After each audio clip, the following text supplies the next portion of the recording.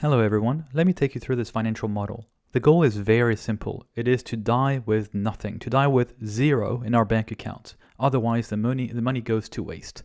So right now in my model you can see that with all the different settings I would end up with 88,000 in my bank account on the day I die, which is a bit ridiculous because it's money that is wasted.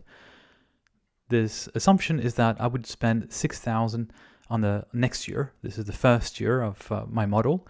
And clearly this is not enough. If I increase it to, let's say, 7,000 per year, it's still not enough of me spending on leisure. I would still end up my life with 40,000 in my bank account. Let me see if I increase it to 8,000. And I'm almost there. I would be 6,000 of whatever currency short by the time I die. So I could then refine and try to find the optimal number. Let's see. Oh, I'm still with money left in my bank account. You could say, okay, roughly this gives me an indication that on next year I should be spending 7,800 for the entire year in leisure entertainment expenses. This is all the expenses that are not mandatory, things like going to the restaurant, traveling, etc., etc. It's not living expenses, food, shelter, basic clothing, and insurances, and that kind of stuff. So let's see what kind of settings I have selected to come to that number and making sure I come close to dying with zero.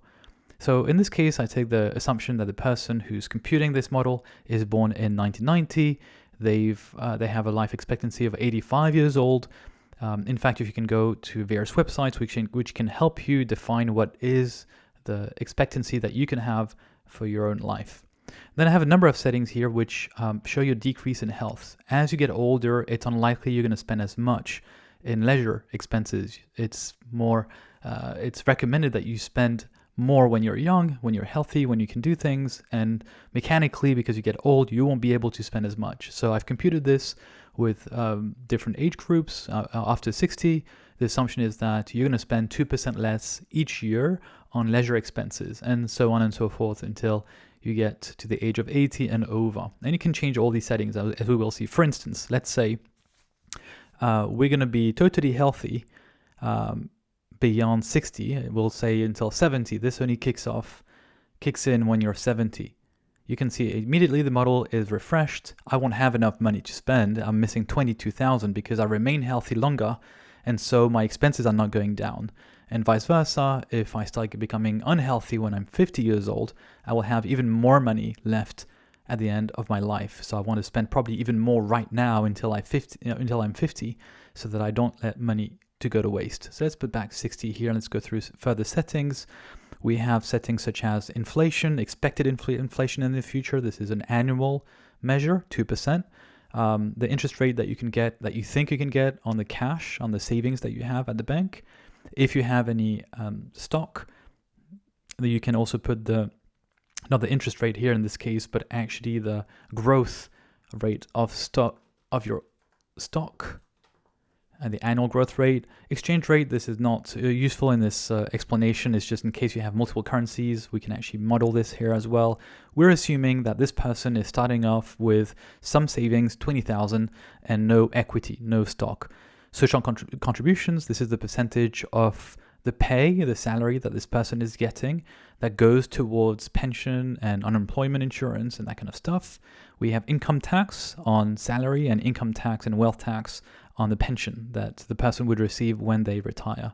Let's go through all the possible types of income. We have the annual income for work, and this is the assumption that we're making in this case, 46,000 with a bonus of a bit less than 10%. And we're assuming an annual increase of income of 3% per year. And again, we can change this. The 3% is non-inclusive of inflation, which is right up here. So if the person is just making 2% of increased salary per year, that means they're basically following inflation. They're not making actually more money. And you can see this has a dramatic effect on how much money is remaining at the end of life. Just 1% in growth of your pay. 1 percentage point is making a drastic difference in terms of how much money is left at the end of your life. Let's put back 3%, and we can play with other things afterwards. This is your pre-retirement income in case you want to take a pre-retirement. We're going to put 0 and assume that you're retiring, in this case, at age 65. The annual pension is here with the annual increase of the pension. we're going to assume that you're going to inherit when you're about 65 from your parents, and we're going to put an assumption of 5,000. And then if there's any other options, we can add them here. Then there's a whole series of expenses from the rent that you may have for the apartment that you're renting, or if you're owning your house, then associated costs. So we're assuming in this case that the person is renting health expenses starting at 2,000 next year and increasing 2% on top of inflation every year until you die. Food, 7,000 per year. This is for one person. For one person, let's not forget. Same for the rent. Electricity, house insurance, all the basic expenses that you would have and that you can't absolutely not avoid, like mobile phone and internet subscription. And then we have children. In this case, we assume the person has maybe a child and will have to pay up for them extra expenses until the age of 50 for them, not for the children, obviously. We can also compute things like mortgages and the value of the house. We're not going to do this right now. We're going to see how this model works. When I click on my play button, it will use all my code and try to find the actual exact or as close of an exact number to be spending so that we end up with almost nothing by the end of our life. And we're almost there. We're ending up with $2, €2 in our bank account. That's pretty good, pretty optimal. If we spend $7,864 dollars or euros on next year, right? And so on and so forth. In fact, I have represented this on a graph. You can see this right here. This is the blue line. This is what you're spending every year from the year to 2021, next year, until the person dies in 85 years later.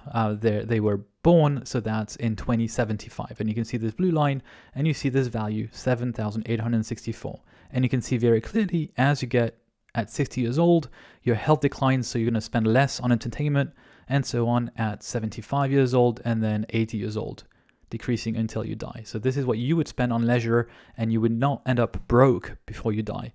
In red, the red line is actually the income minus your expenses every single year. So you can see you're negative in the first few years until 2030, roughly, then you're positive, and then as soon as you retire, this is the bump thanks to the inheritance. And as soon as you retire, your expenses are higher than the income that you're receiving. You can see the model here of your net wealth as time goes on. So you have children initially, and as they grow up and they're not dependent on you, your wealth starts to increase and you have a better income every year. Remember this 3% annual growth rate in your salary, and then it gets to a peak about the time when you retire, and then you spend all that money all the way down until you die. All this is represented in very detailed tables down there, so we can really have fun in playing with all these settings. In fact, here's what I've done. I'm going to open this up here, and I have test scenarios. I'm going to try and see the differences when you're playing with different age expectancies, life expectancies, different interest rate levels, and different increases in income. And you can see very, very strong differences, and you can play different scenarios that way. So let's run the model. We're going to die with 0 scenarios, and you're going to see it's going to shift every single possibility and copy everything in a second tab, which is called scenarios. And it's going to copy everything here, all the settings that we're computing, and the end result in the first 3 columns, right? So the spend on year 1, the annual spend, and the monthly spend. This is the equivalent, just divided by 12.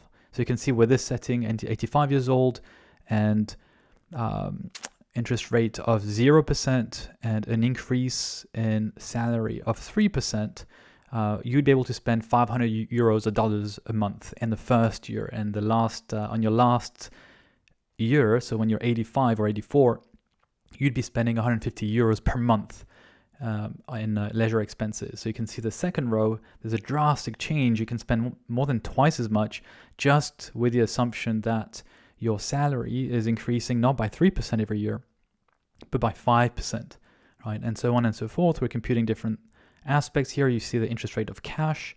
This is a best case scenario. You live until 85. You got 2% on your cash, on your savings at the bank, and your salary increases by 5% every year until you retire. That is inclusive of inflation. So net from inflation, that's 5 minus 2, that's 3%. And this is what you can spend every year until your age 60, because this is our model, and so on. The model is still running with different Assumptions, we can see that we've shifted here from 85 to 90 years old. So we get different values computed, and you can see here it's all changing rapidly, trying to find the best value. So we end up, the best value, it's trying to find the optimal value. And it's very, very cool because you can see this also change on the graph live as it tries to compute different options. But right now it's finished everything. And here we go. So this is with the last value, 90 years old, 2% on your savings and 5% increase in income allows you to spend 1,300 per month over the next few years until you're age 60. Right? Again, this is the blue line right here. Right? That's 1,300 per month times 12, and then starts to decrease and so on. So that's it. That's with the model. Thank you for listening and watching.